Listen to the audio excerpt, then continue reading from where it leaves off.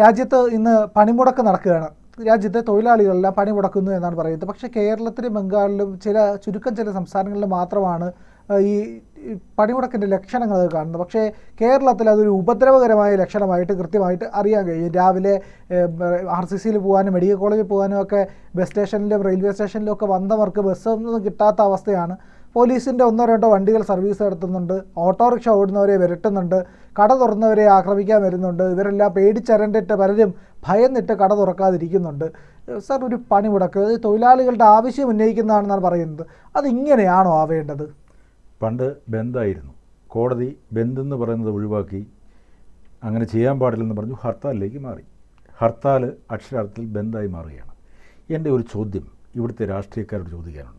പ്രത്യേകിച്ച് എളമരം കരീമിനെ പോലെ ഇവിടുത്തെ തൊഴിലാളി സംഘടനകളുടെ നേതാക്കളോട് എനിക്ക് ചോദിക്കാനുള്ളത്, ഈ കേരളം അല്ലെങ്കിൽ ഇന്ത്യ പിറന്നിട്ട് എത്ര ഹർത്താലും ബന്ധം നടത്തിയിട്ടുണ്ട് ഇവിടെ? ഇതുകൊണ്ട് എന്തെങ്കിലും ഒരു പ്രയോജനം ഉണ്ടായിട്ടുണ്ടോ? ഇന്നുവരെ ഹർത്താലോ ബന്ധോ സൂചനാ പണിമുടക്കോ നടത്തിയിട്ട് എന്തെങ്കിലും നേടിയെടുത്തിട്ടുണ്ടോ? ഇന്നുവരെ നേടിയെടുത്തിട്ടില്ല എന്നുള്ളതാണ് ചരിത്രം.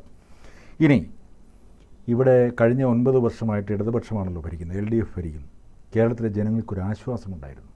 കാരണം ഇതുപോലെ ബന്ധും ഹർത്താലും ഉണ്ടായിരുന്നില്ല. നേരെ UDF ഭരിക്കുകയും LDF പ്രതിപക്ഷത്തിരിക്കുകയും ചെയ്യുകയാണെങ്കിൽ മാസത്തിലൊരു ഹർത്താലോ ബന്ധോ ഉണ്ടാവും. ഹർത്താൽ ബന്ധായി മാറും. ഇത് ഒരുപാട് പേര് അനുഭവിച്ചിട്ടുണ്ട്. കഴിഞ്ഞ 9 വർഷമായിട്ടുണ്ടായിരുന്നില്ല. ഇപ്പോൾ കേന്ദ്രത്തിനെതിരെയാണ് പണിമുടക്ക്. എളമരം കരീമൊക്കെയാണ് അതിന് നേതൃത്വം കൊടുത്തിരിക്കുന്നത്. ഇവിടുത്തെ ഇടതുപക്ഷ വിശ്വാസികളായ ഇടതുപക്ഷത്ത് നിൽക്കുന്ന ഒരുപാട് ട്രേഡ് യൂണിയനുകളുണ്ട്. ഇവരെല്ലാം ചേർന്നിട്ടാണ് ഈ ഹർത്താൽ നടത്തുന്നത്. എന്തിനു വേണ്ടി? എന്ത് പ്രയോജനം? ഞാൻ ഒരിക്കൽ ഒരു ഹർത്താൽ ഞാൻ തിരുവനന്തപുരത്താണ് അന്ന് നിൽക്കുന്നത്. എനിക്ക് എയർപോർട്ടിൽ നിന്ന് ഹൈദരാബാദിലേക്ക് പോകണം. വണ്ടിയിൽ എയർപോർട്ടിൽ നിന്നൊക്കെ എഴുതി വെച്ച് ഭയങ്കര നേരം വെളുക്കുന്നതിന് മുമ്പ് എയർപോർട്ടിലേക്ക് പോയിട്ടാണ് ചെന്നത്. അവിടെ ചെന്ന് ഹൈദരാബാദിൽ ഇറങ്ങുമ്പോൾ ഭാരത് ബന്ദാണ്, ഭാരത് മൊത്തമുള്ള ഹർത്താൽ. അവിടെ ജനജീവിതം സാധാരണ പോലെ എല്ലാ കടകളും തുറക്കുന്നു. അന്ന് ഞാൻ അവിടെ വെച്ച് ഒരു ഫേസ്ബുക്ക് ലൈവ് ചെയ്തു. ഞാൻ ഇപ്പോൾ ഹൈദരാബാദിലാണ് നിൽക്കുന്നത്. ട്രിവാൻഡ്രത്ത് നിന്ന് വന്നേ ഉള്ളൂ. ട്രിവാൻഡ്രത്ത് വിജനമായ വീഥികളും ജനങ്ങൾ പോകാൻ ഭയപ്പെടുന്ന, വാഹനങ്ങൾ പോകാൻ ഭയപ്പെടുന്ന അവസ്ഥയുമായിരുന്നു. ഹൈദരാബാദിൽ വന്നപ്പോൾ ഈ ഭാരത് ബന്ദിന് സാധിക്കുന്നത് ഇതാണ്, സംഭവിക്കുന്നത് ഇതാണ്. എന്നിട്ട് ഞാൻ അവസാനം ഒരു പ്രയോഗം പ്രയോഗിച്ചു. കേരളത്തിലെ വൃത്തികെട്ട രാഷ്ട്രീയക്കാരോട് എനിക്ക് പറയാനുണ്ട്, ഇങ്ങനെ ഹർത്താൽ നടത്തി കേരളത്തിലെ ജനങ്ങളെ ബുദ്ധിമുട്ടിക്കരുതെന്ന് പറഞ്ഞു. ഒരു പ്രമുഖ രാഷ്ട്രീയക്കാരൻ, LDF കാരനാണ്, എന്ന് വെച്ചാൽ CPM കാരനാണ്. ഞാൻ തിരിച്ചു വന്നപ്പോൾ എന്നെ കണ്ടപ്പോൾ പറഞ്ഞു, ജോസ് തോമസിൻ്റെ ആ പ്രയോഗം ഞങ്ങളെയൊക്കെ ഒരുപാട് വേദനിപ്പിച്ചു. വൃത്തികെട്ട രാഷ്ട്രീയക്കാർ. ഞാൻ പറഞ്ഞു, വൃത്തികേട് കാണിക്കുന്ന രാഷ്ട്രീയക്കാർ വേദനിച്ചാൽ മതിയല്ലോ. നിങ്ങൾ വേദനിക്കേണ്ട കാര്യമില്ല, നിങ്ങൾ വൃത്തികേട് കാണിക്കുന്നില്ല. അല്ല, ഒരു ഹർത്താൽ എന്ന് പറയുന്നത് അതെന്തിനാണെന്ന് നിങ്ങൾക്കറിയാമോ? എന്തിനായിട്ടെന്ത്? എന്തെങ്കിലും പ്രയോജനമുണ്ടോ? ഇവിടെ ഇടതുപക്ഷം ഇപ്പോൾ ഹർത്താൽ നടത്തുന്നു. ഇടതുപക്ഷ സർക്കാരിനെതിരെ ആശാസമരം നടക്കുന്നുണ്ടല്ലോ. എത്ര ദിവസമായി? 100ഓളം ദിവസമായില്ലേ? 100 ദിവസം കഴിഞ്ഞെന്ന് തോന്നുന്നു. അവർക്ക് പ്രയോജനമൊന്നുമില്ല. മുഖ്യമന്ത്രി തിരിഞ്ഞു നോക്കുന്നില്ല. ആ മന്ത്രിസഭ അതിനെ അവഗണിച്ച് കളയും. അപ്പോൾ അവർ ചെയ്യുന്നത് സമരമല്ലേ? ഇതും ഒരു സമരത്തിൻ്റെ ഭാഗമാണല്ലോ. ഇന്ന് സ്കൂളുകൾ അവധിയാണ്, വിദ്യാർത്ഥികൾക്ക് സന്തോഷമാണ്, ഒരു അവധി കിട്ടുമല്ലോ. പക്ഷേ ഇവിടെ നിത്യവൃത്തിക്ക് വേണ്ടി കച്ചവടം ചെയ്യുന്നവരുണ്ട്. കട നടത്തുന്നവർ, ഹോട്ടൽ നടത്തുന്നവർ, വഴിയിൽ പച്ചക്കറി വിൽക്കുന്നവർ. ഇവരുടെയൊക്കെ ഒരു ദിവസത്തെ കച്ചവടമില്ലാതായാൽ, വരുമാനമില്ലാതായാൽ അവർ പട്ടിണിയാവും. എളമരം കരീമിനെ ഒന്നും നോക്കണ്ട. എളമരം കരീം ഗ്വാളിയർ റേഞ്ചിൽ വെറും പണിക്കാരനായിട്ട് വന്നയാളാണ്.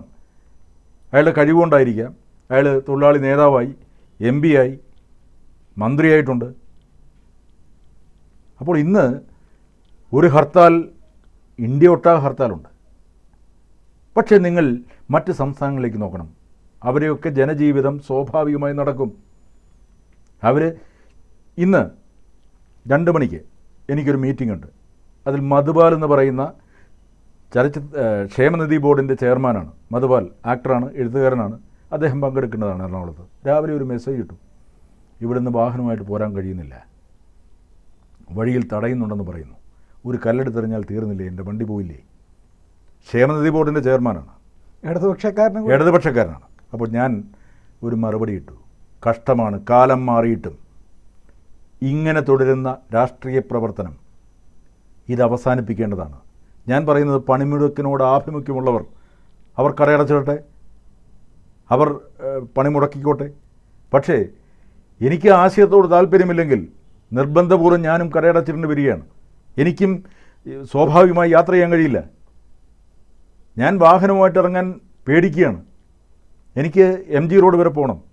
ഞാൻ കാണേണ്ട ആളോട് ചോദിച്ചു അവിടേക്ക് എങ്ങനെയാണ് വണ്ടി, കാരണം ഒരു കല്ലെടുത്തെറിഞ്ഞാൽ തീർന്നില്ലേ. ഒരു ഹർത്താലിന് എൻ്റെ വാഹനത്തിൻ്റെ ഗ്ലാസ് പൊട്ടിച്ചതാണ്. അന്ന് ഈ സോഷ്യൽ മീഡിയ ഇത്രയും പ്രചാരം നേടിയിരുന്നില്ല, അല്ലെങ്കിൽ എനിക്ക് യൂട്യൂബ് ചാനൽ ഉണ്ടായിരുന്നില്ല, ഇതുപോലൊരു സാധ്യത ഉണ്ടായിരുന്നെങ്കിൽ ഞാൻ പൊളിച്ചടുക്കിയേനെ.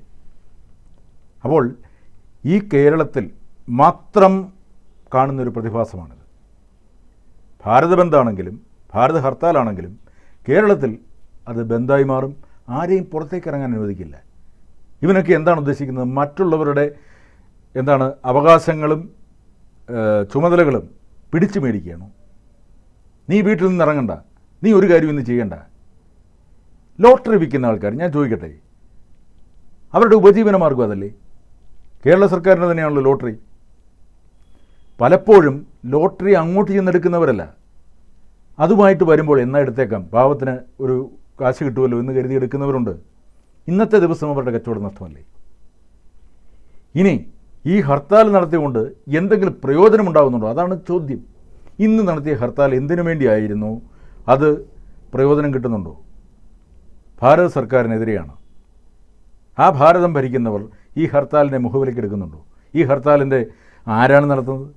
ഇടതുപക്ഷമാണ്. കേരളത്തിൽ മാത്രമാണല്ലോ ഇടതുപക്ഷം ഇങ്ങനെ നിൽക്കുന്നത്.